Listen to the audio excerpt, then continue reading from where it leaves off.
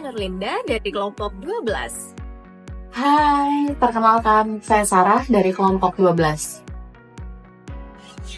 Halo, saya Agus dari kelompok 12. Pengertian soft skills. Soft skills adalah sekumpulan kemampuan non-teknis yang berkaitan dengan cara seseorang berinteraksi dengan orang lain, mengelola diri sendiri, dan menghadapi situasi dalam kehidupan pribadi maupun profesional.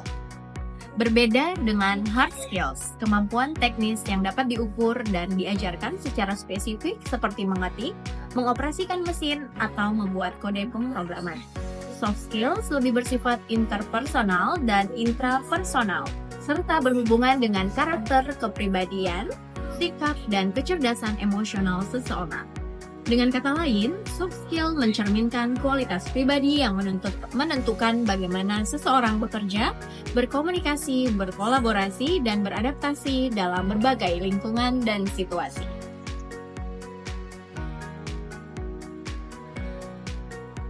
Pentingnya soft skills dalam kehidupan dan dunia kerja.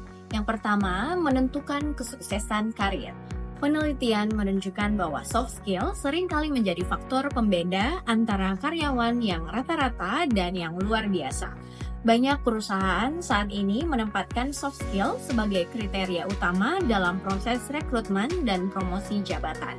Yang kedua, mendukung kerja tim dan kolaborasi. Di era kerja kolaboratif seperti sekarang, kemampuan berkomunikasi, empati, dan bekerja sama sangat dibutuhkan untuk menciptakan tim yang produktif dan harmonis.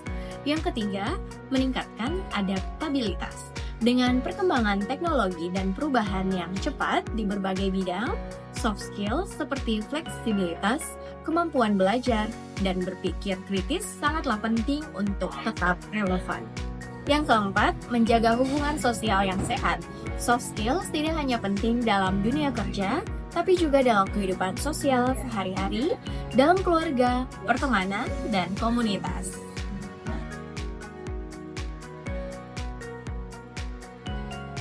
Skills adalah kemampuan, keterampilan non-teknis yang berhubungan dengan cara seseorang berkomunikasi, bekerja sama, memimpin, menyelesaikan masalah, dan mengelola emosi. Meski tidak terlihat secara langsung, soft skills memiliki peran yang sangat penting dalam menentukan kesuksesan seseorang, baik dalam dunia kerja maupun kehidupan sosial.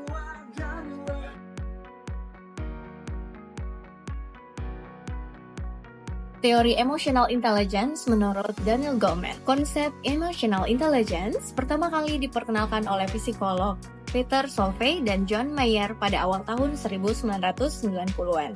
Namun, istilah ini menjadi sangat populer setelah Daniel Goleman, seorang jurnalis sains dan psikolog, menulis buku berjudul Emotional Intelligence: Why It Can Matter More Than IQ pada tahun 1995. Dalam bukunya, Goleman berargumen bahwa kecerdasan emosional seringkali lebih penting daripada kecerdasan intelektual dalam menentukan kesuksesan seseorang dalam kehidupan pribadi maupun profesional. Ia juga menekankan bahwa AI bukanlah sesuatu yang tetap, melainkan bisa dikembangkan dan dipelajari.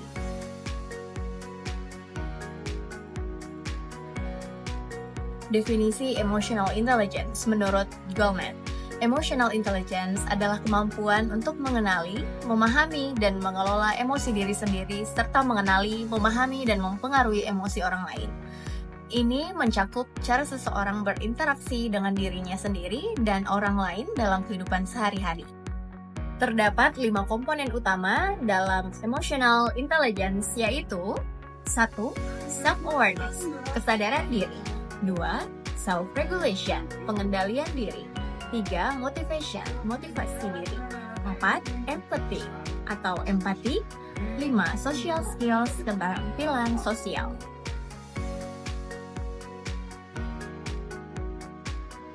Pentingnya emotional intelligence menurut Goleman. AI sangat penting dalam berbagai aspek kehidupan, terutama dalam konteks yang pertama, kepemimpinan. Pemimpin yang memiliki AI tinggi akan lebih mampu memahami dan memotivasi timnya, membuat keputusan yang bijaksana, serta membina lingkungan kerja yang sehat. Kedua, hubungan sosial. EI membantu seseorang dalam membangun hubungan yang sehat, menjaga komunikasi yang terbuka, dan menumbuhkan rasa empati dalam interaksi sehari-hari. Ketiga, manajemen konflik. Dengan EI yang baik, seseorang bisa mengelola konflik secara bijaksana dan tidak mudah terprovokasi oleh emosi negatif. Keempat, kesehatan mental. Individu dengan EI tinggi biasanya lebih tangguh secara emosional, mampu mengelola stres, dan memiliki kesejahteraan psikologis yang lebih baik.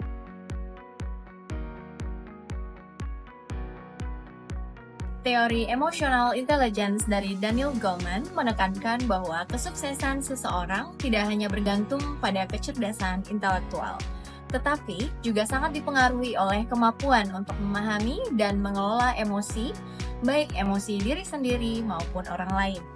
Kelima komponen EI, self-awareness, self-regulation, motivation, empathy, dan social skills merupakan keterampilan yang dapat dikembangkan dan dilatih seiring waktu. Dengan memahami dan menerapkan teori ini, seseorang dapat meningkatkan kualitas hidup, hubungan sosial, dan produktivitas dalam pekerjaan.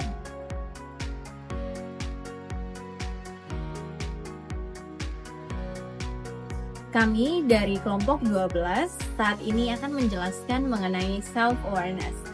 Pengertian self-awareness menurut Daniel Goleman.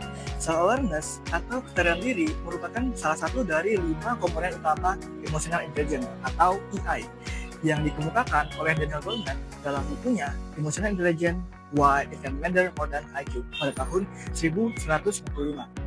Menurut Goleman, self-awareness adalah kemampuan seseorang untuk mengenali dan memahami suasana hati, emosi, dan dorongan-dorongan dalam dirinya, serta dampaknya terhadap orang lain dan situasi sekitarnya. Self-awareness mencakup kesadaran akan pertama, kesan atau emosi yang sedang dialami. Yang kedua, alasan dibalik munculnya emosi tersebut. Yang ketiga, dampak emosi terhadap pikiran, perilaku, dan keputusan. Yang terakhir, nilai-nilai pribadi, tujuan, dan prinsip hidup.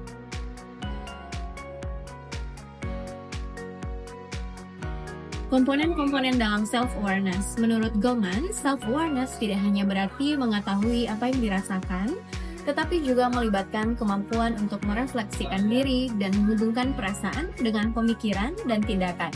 Beberapa aspek penting dalam self-awareness meliputi: yang pertama, kesadaran emosional.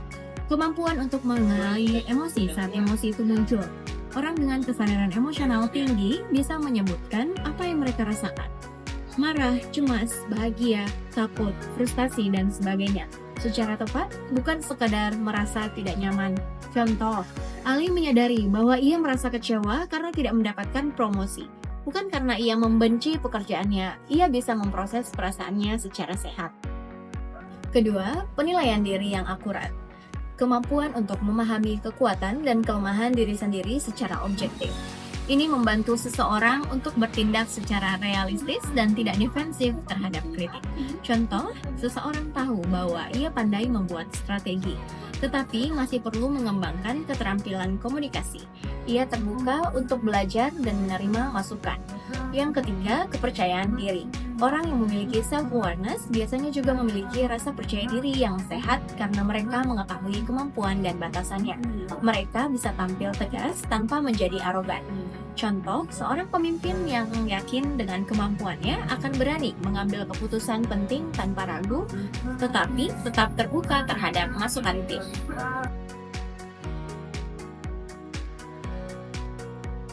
Mengapa self-awareness itu penting? Self-awareness adalah fondasi utama dari kecerdasan emosional. Tanpa kesadaran diri, seseorang akan kesulitan mengendalikan emosinya, memahami orang lain, dan membangun hubungan yang sehat. Berikut beberapa manfaat penting dari self-awareness. Yang pertama, pengendalian emosi yang lebih baik. Orang yang sadar akan emosinya cenderung tidak mudah tersulut amarah atau panik karena mereka mampu mengenali tanda-tanda emosi yang meledak. Yang kedua, pengambilan keputusan yang lebih bijak. Self-awareness membantu seseorang berpikir jernih dan tidak membiarkan emosi mengaburkan penilaian saat mengambil keputusan penting. Yang ketiga, meningkatkan hubungan interpersonal. Seseorang yang sadar diri akan lebih peka terhadap cara mereka berperilaku dan bagaimana hal itu memengaruhi orang lain, sehingga lebih mudah membangun hubungan yang positif. Yang keempat, mendorong pertumbuhan pribadi. Kesadaran diri membuat seseorang terus melakukan refleksi dan evaluasi terhadap diri sendiri, yang merupakan dasar untuk berkembang dan belajar sepanjang hidup. Contoh, praktis self-awareness dalam kehidupan sehari-hari. Di tempat kerja, seseorang sadar bahwa ia mudah stres saat menghadapi tenggat waktu ketat. Ia lalu belajar mengatur waktu lebih baik dan melakukan relaksasi agar tetap fokus. Dalam hubungan sosial, seseorang menyadari bahwa ia cenderung terlalu kritis saat sedang lelah. Ia belajar untuk diam dan menunda percakapan penting hingga emosinya stabil. Dalam pengembangan diri, seseorang menyadari bahwa ia sering menghindari tantangan karena takut gagal. Ia lalu mengambil langkah kecil untuk keluar dari zona nyaman.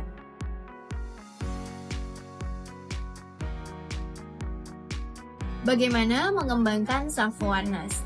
Self-awareness bukanlah sesuatu yang otomatis dimiliki sejak lahir. Ini adalah keterampilan yang bisa dikembangkan melalui latihan dan refleksi. Berikut beberapa cara untuk meningkatkannya. Yang pertama, latihan refleksi diri, misalnya melalui jurnal harian. Yang kedua, melatih mindfulness atau kesadaran penuh terhadap apa yang dirasakan saat ini. Yang ketiga, menerima umpan balik dari orang lain secara terbuka. Yang keempat, mengidentifikasikan pola emosi dan perilaku dalam situasi tertentu. Yang kelima, berlatih empati terhadap diri sendiri, mengenali perasaan tanpa menghakimi. Kesimpulan dari self-awareness menurut Daniel Goleman adalah inti dari kecerdasan emosional yang mencerminkan kemampuan seseorang dalam mengenali, memahami, dan mengevaluasi diri sendiri. Tanpa self-awareness, seseorang akan sulit untuk mengelola emosi, sulit untuk mengembangkan diri, maupun membangun hubungan erat dengan orang lain.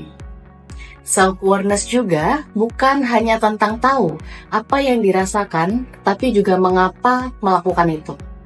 Bagaimana emosi berpengaruh dengan tindakan dan apa yang bisa dilakukan secara sadar sebagai respons. Dalam konteks kepemimpinan, pendidikan, kehidupan pribadi, kesadaran diri adalah modal utama untuk bertumbuh dan berhasil. Sekian penjelasan dari saya. Terima kasih.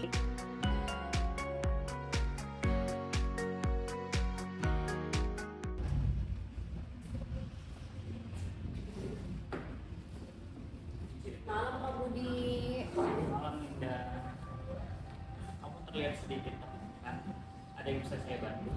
Iya Pak, saya merasa tertekan sekali, tapi saya juga bingung. Saya kenapa gampang marah dan sulit sekali untuk fokus.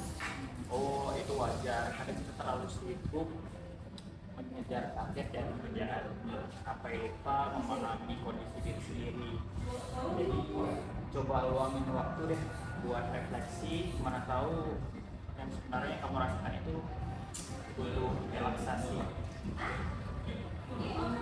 Mungkin saya terlalu menentukan diri untuk menyenangkan banyak orang, tapi saya tidak pernah menanyakan sebenarnya apa sih yang diri saya butuhkan. Kesadaran itu awal yang bagus. Mulailah dengan jujur pada diri sendiri, lalu menulis sebuah jurnal harian, kenali pemicu stres, dan jangan takut untuk meminta bantuan orang lain. Baik Pak Budi, akan saya coba untuk melakukan saran-saran dari Bapak. Sama-sama Ibu Linda.